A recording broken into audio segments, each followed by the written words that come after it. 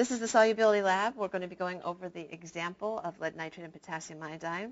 Prior to the example, I want to give you a little background about solubility. The general rule in solubility is what we call like dissolves like. What that means is that polar compounds will dissolve in polar substances. In any kind of solution that you make, you have the solute and the solvent. The solute is the thing that is generally being dissolved in the solvent. The solute is usually in minority concentration. The solvent is usually in majority concentration. So these are the two parts of a solution. Whether a solute is soluble, meaning it will dissolve in a solvent, depends on the character of the solvent. With water, we have a unique solvent because solubility depends in large part on molecular attractions between the solute and the solvent. Water, as we know, is a polar molecule. If we look at the valence electrons for water, oxygen has 6 valence electrons, hydrogen has 1 each times 2, for a total of 8 valence electrons in the molecular structure for water. If we look at the Lewis structure for water, see, all right, oxygen's going to be in the middle. We've got 1 hydrogen on each side. If I begin with my original 8 valence electrons, each of these bonds is going to cost us 2 of those valence electrons.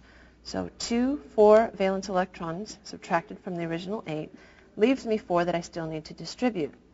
Since hydrogen only needs 2, and at this point hydrogen thinks, each of those hydrogen atoms thinks that it has 2 electrons by virtue of the fact that they're sharing, they don't need any more. So we have to distribute these other 4 electrons around the oxygen.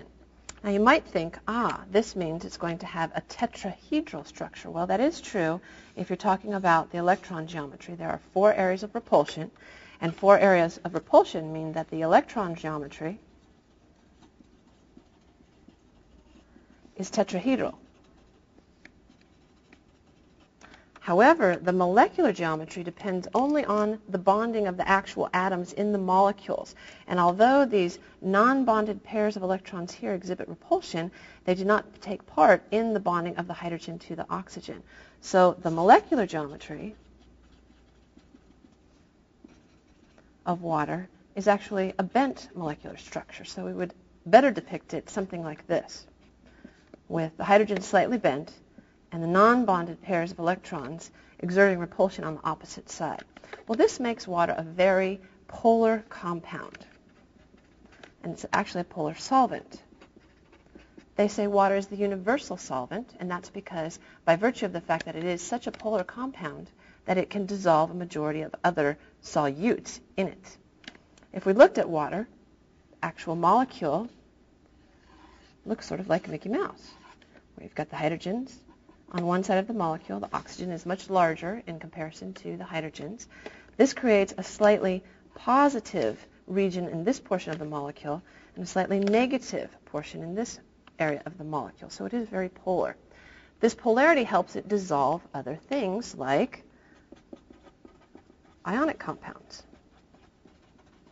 Now, to review what ionic compounds are, remember they are composed of a metal plus a nonmetal.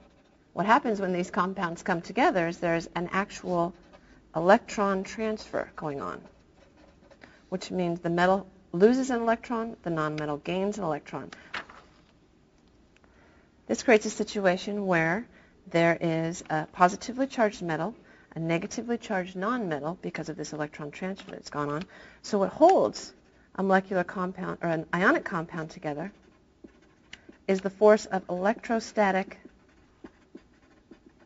attraction between the component ions, the metal that's positively charged and the nonmetal that's negatively charged. An ionic compound, and we put it in water, what generally happened is we get ions. Because water is a polar molecule, sometimes the water molecules exert a pull on the individual ions that's greater than the pull that the individual ions have for each other, and it breaks up the ionic compound. For example, in this lab, we took potassium iodide, which is a binary ionic compound, meaning it has one metal, one type of nonmetal, and we added it to lead nitrate, which is a ternary ionic compound because it has 3 elements in it. It has lead as its metal, nitrate polyatomic ion as its nonmetal. So this is a binary compound, a ternary compound. Binary meaning 2, ternary meaning more than 2. When we take these compounds and we put them into water, they originally start out as the dry reagent. When we put potassium iodine in water, what happens is the water molecules have a greater attraction for the potassium and iodide ions alone than potassium and iodine have for each other, and it breaks them up. And so what we get is potassium ions with a positive charge because they've lost their electron to iodine, and iodine ions with a negative charge because they've gained that electron from potassium. Same holds true in lead nitrate. When we put lead nitrate, the dry powder or the solid ionic compound, into water, we get lead ions with a +2 charge. Now, how did I know they were +2? Well, if each nitrate polyatomic ion is a -1 charge, there are 2 of them there. You know that ionic compounds have to equal a net charge of 0. So -1 times 2 means that the lead has to be a +2 charge. Then we also get nitrate ions with a -1 charge on them. Notice that I have written the nitrate as broken up into 2 sets of these polyatomic ions, and that's because the subscript 2 indicates. So if we took one molecule or one formula unit of lead nitrate, added it to water, it would break up into one lead ion with a +2 charge and 2 nitrate polyatomic ions with a -1 charge. Well, when we put these molecules or these ionic substances into water, what happens is the water molecules surround that substance. The polar water molecule, remember, looks sort of like Mickey Mouse with a positive charge up here and a negative charge on the bottom. That water molecule will surround the potassium so that the negatively charged side faces the potassium and the positively charged side faces away from the potassium.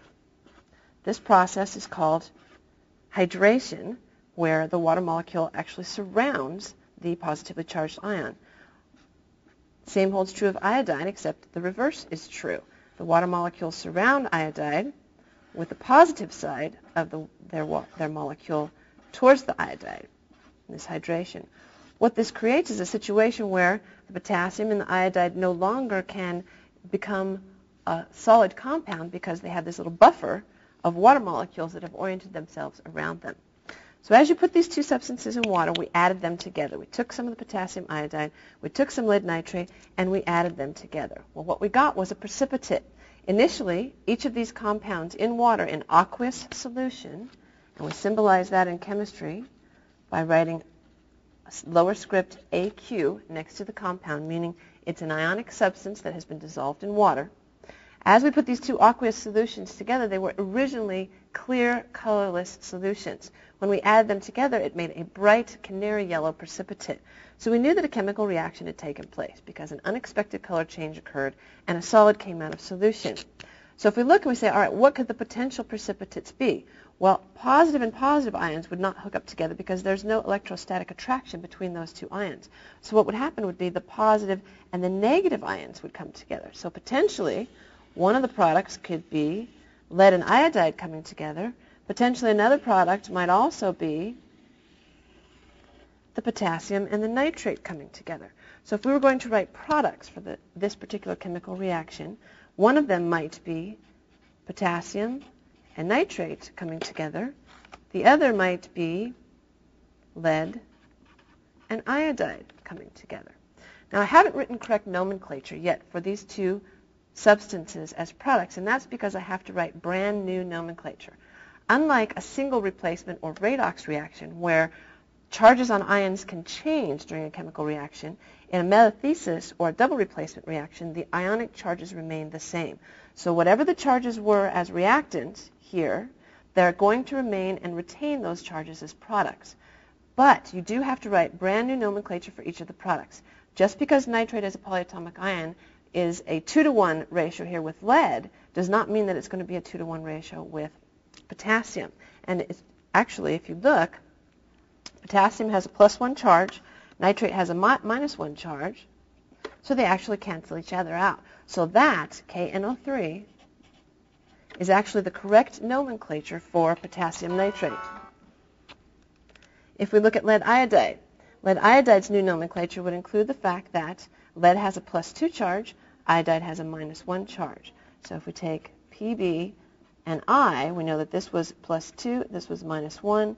If we take those subscripts and crisscross them, we get PbI2. Now, if we wanted to write the complete skeletal equation for this particular reaction, that would include potassium iodide in aqueous solution plus lead nitrate, also in aqueous solution, yields lead iodide in a ratio of 2 to 1 with our new nomenclature plus potassium nitrate. Now, these we know were in aqueous solution. One of those must have formed the precipitate. Prior to determining which the precipitate is, you might want to also balance the equation because this is going to figure into writing your ionic and net ionic equations. So to balance this equation, we look at the ratios of atoms and molecules in reactants and products. Well, potassium right now is 1 to 1, so those are balanced.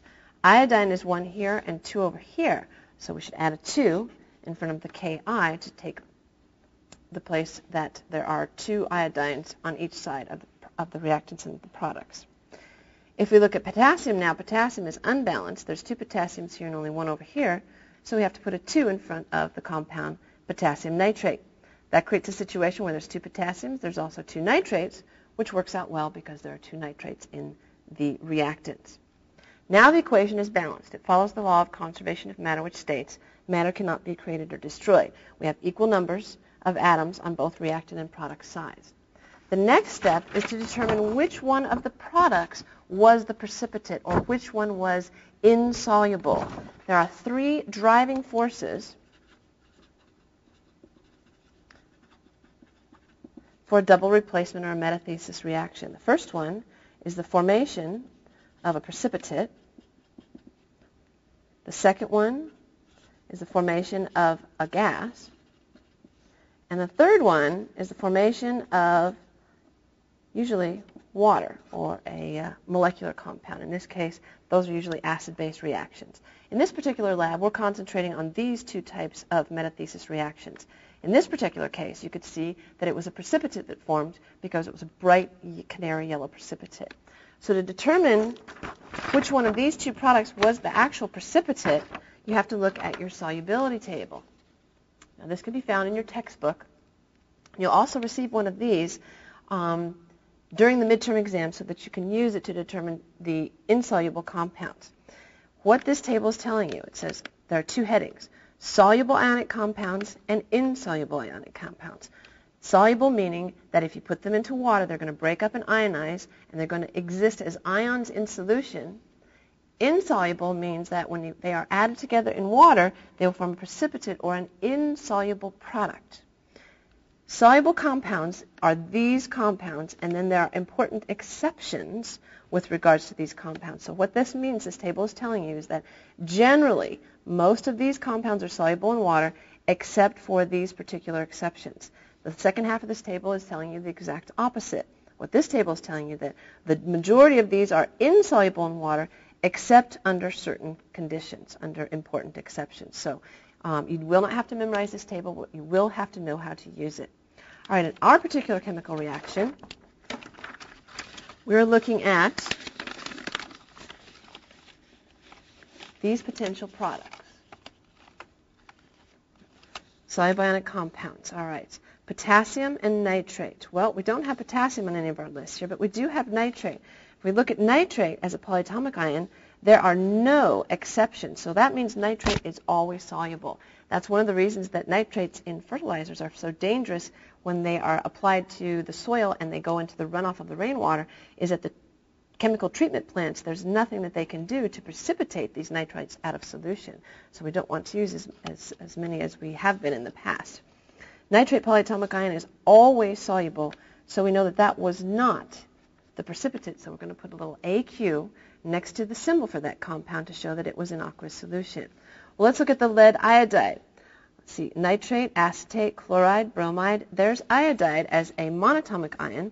It says that it is always soluble except when it comes into compounds with silver, lead, or silver, mercury, or lead. Here is our important exception. So what that tells us is that although iodine is generally soluble, it is not in this case because it hooked up with lead. So there is our precipitate. Sometimes the arrow downward is also used to signify that this was a precipitate in this particular chemical reaction. So you have to be able to use this table both for this lab as well as for your midterm exam. This is the exact table you'll get on your midterm exam, so make sure that you know how to use it. And this is called the solubility table. You can look it up in the index of your textbook, and it will show you a table like this. All right, so if we're looking at the general process for this particular equation, we decided that we knew what the reactants were. We just learned how to predict what the products were, write new nomenclature, balance the equation, and then determine which was the driving force or the precipitate for this particular equation. Now the next step is to write ionic equations and net ionic equations based on this particular reaction. All right, an ionic equation takes the reactants and shows what they are as they existed in the reactant vessels as they were added together. So if we take potassium and iodine and we break it up, we would get 2 potassium ions in aqueous solution plus 2 iodide ions also in aqueous solution in our first reactant vessel. The second compound, once we ionize it, we realize that we would have 1 lead ion with a +2 charge, also in aqueous solution, plus 2 of these nitrate polyatomic ions with a -1 charge, also in aqueous solution. So there's our reactants listed as ions. Now we're going to write the products. Since, as reactants, the lead and the iodine came together and formed a solid, I have to retain this as its molecular structure because that's what came together. So the insoluble product is always kept together, and the S is used to signify that no longer is it in ionic state in solution. It is not an aqueous solution. It is actually a solid, a precipitate that has come out of the solution. We're going to list our other soluble product as what it actually is, as the soluble ions in aqueous solution.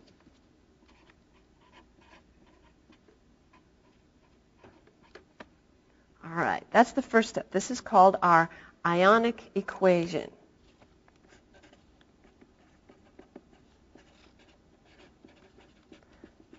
You will have to write one of these ionic equations for every single one of the reactants you observed in the chemical reactions for the solubility lab. Once we write the ionic equation, then we're going to cross out what we call spectator ions. And this is very similar in algebra to when you cancel like terms on both sides of an equation because they're not taking part. Well, what a spectator ion in a precipitation reaction is an ion that is just like a spectator in a spectator sport. They're not actually participating in the sport. They're just sort of hanging around while they're there. So you want to cancel the spectator ions. So you look on this side of the equation, you have potassium here and potassium here. You can cross them out. One good way to double check if you've balanced your equation appropriately is that you have equal numbers of spectator ions that you're crossing out on both reactant and product sides. The next set of spectator ions is going to be the nitrate here and here. So we're going to cross those out. Now we've crossed out our spectator ions, and we're getting down to the meat of the matter, which is our net ionic equation. That's the last thing you'll need to write for each of the reactants you observed in this lab. The net ionic equation is just like your net pay. It's what you get after all the taxes have been taken out. The ionic equation was all the ions that took part or that were in solution, and the net ionic equation is only those that actually take part in the chemical reaction. So after we have canceled like terms, we're going to show that 2 iodide ions in aqueous solution came together with 1 lead ion in aqueous solution to produce 1 molecule or 1 formula unit of lead iodide. This is your net ionic equation that you'll need to write one of these for every single one of the reactions you observed. All right, so to review our steps, when you're writing these net ionic equations, if you follow these steps every time, it'll be much less easy to make errors. All right, the steps. Number 1, you're going to ionize the reactants. This is the step where it's handy for you to know and memorize not only your monatomic ions, but your polyatomic ions and their charges so that you can recognize them within the context of the chemical reaction. Once you ionize the reactants, you're going to predict the potential products. Remember, this is the step where we looked at the positive and negatives that could potentially have come together that weren't original reactants in the equation. After you predict the potential products, you're going to write new nomenclature. This is the particular step that most beginning chemistry students neglect. And you have to write brand new nomenclature for your products based on the fact that this is not a redox reaction. The charges will not change, but you do have to take into account the charges and the new ratio that they would be combining in. The fourth step is you're going to determine the insoluble products. Most of the time it will only be one, but there may be an equation where you have two insoluble products. And that you're going to do using your solubility table. So you have to use that and consult that in your textbook. The fifth step is you're going to balance the equation to ensure that the equation that you've written follows the law of conservation of matter, meaning atoms cannot be created or destroyed. There has to be equal numbers of atoms on both sides of the equation. The sixth step is you're going to write the ionic equation showing all of the reactants as ions, which of the products was the solid, you're going to keep it together as a compound, and what was also the other ions that were in solution. The seventh step is you're going to cancel the spectator ions, those ions that did not take place in the chemical reaction, they were only spectators. And the last and eighth step is you're going to write the net ionic equation.